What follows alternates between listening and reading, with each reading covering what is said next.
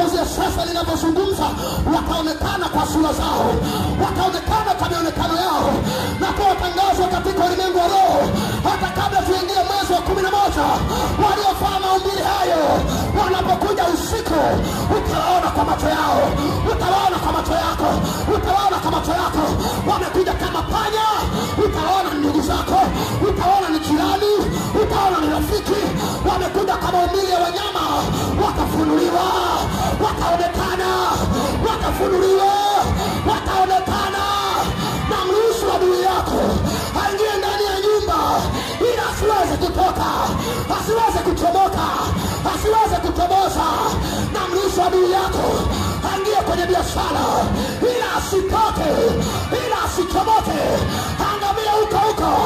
Na kwa tangazo katika ulimwengu wa leo wakasema wao ya kuwa Mungu wetu ametukumbuka. Waliokusunduka, waliopanga mabaya, wapotee mbele yako, wapotee mbele yako. Ninaona katika ulimwengu wa roho watu wanakimbia bila kukimbizwa. Ndivyo ilivyo adui zako, kwa sauti hii wanakimbia, wanakimbia, wanaachia ndoa, wanaachia afya, wanaachia mtaji, wanaachia tumbo, wanaachia miguu. Sema fire!